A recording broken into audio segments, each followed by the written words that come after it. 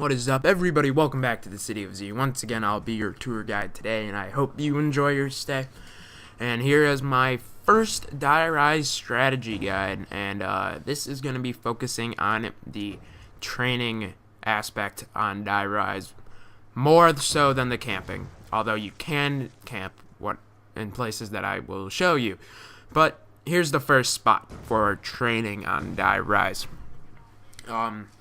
This is round 15. This was in my live stream last night, and this is it. You can do it solo or two-player, maybe even three-player. I haven't tried three-player training here, but I know you can run two trains in this wide-open, long, rectangular rooftop with the dragons on die rise. It's very effective. Very, very effective. You can probably even run a train over here where I just sped things up, but now I'm back over here running a solo train. And it's really not that bad. Now, here's this. I got some other random people in my game, so I'm not talking to them, so they're over here too. Here's where the camping aspect comes in. Everyone can go camp up in the back over there, and the zombies just come basically one way. There's a window behind you, but other than that, if you get the barrier upgrade, which I'll show you how to get that there is a barrier upgrade in tomorrow's video. You just sit back here. Just spray them. I mean, even these little crawler things, you just shoot them, even though they can teleport in. It's a really easy strategy. Probably more effective with 4 people than 3 or 2. If you have 2, I suggest you train. If you have 3, I suggest you train.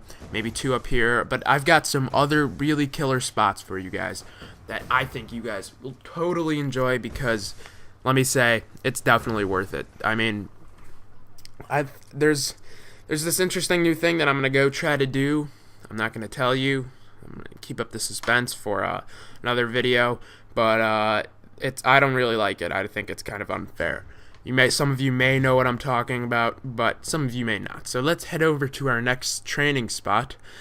And now, this is actually going to be really bad because I screwed up big time on my navigation through the building in theater mode.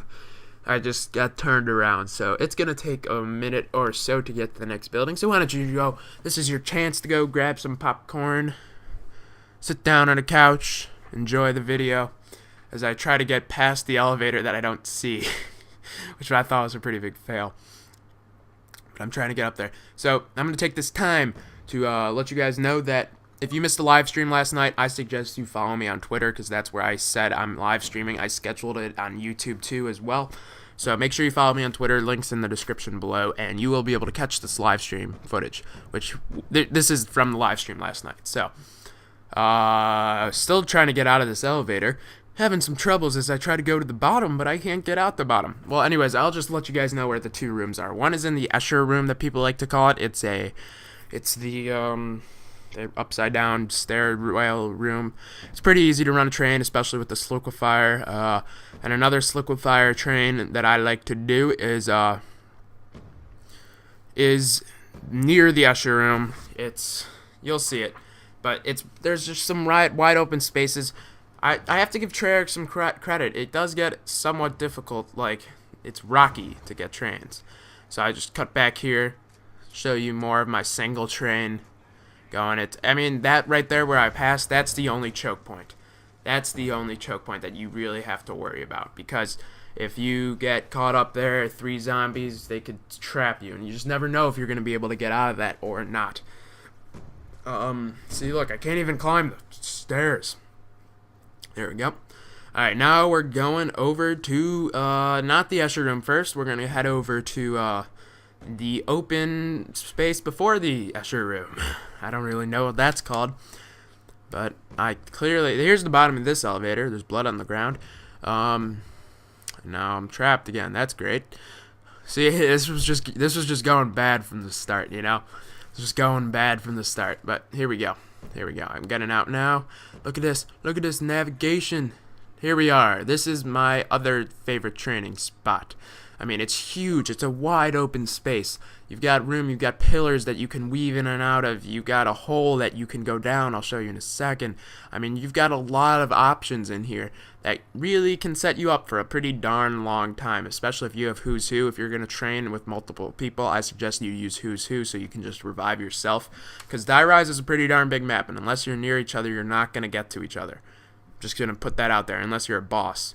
And don't fall down there. Don't fall down. There's a lot of edges that are somewhat unexpected, and I don't know if you'll be able to get there, or if you'll be able to survive that fall, as that's a long, long chasm into the foggy darkness.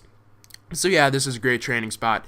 It's one of my favorites. I suggest you do this. Maybe one person in there, one person in the usher room, maybe 2 people up top, or just camp up top. That's also a very good alternative strategy.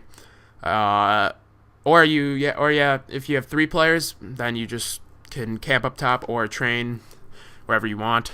I mean, Die Rise gives you a lot of options because it's such an overwhelmingly large map. But I like that, I like it. Do you guys like Die Rise? It's one of my favorites. But just because it's not more difficult, but just more confusing. All right, so here's the Escher room, right over here. Wide open space, easy to train in. You'll be set in here. Trust me about that. I'll see you next time, everybody. Have a wonderful day. I hope you've enjoyed your stay at the City of Z, and have a nice day.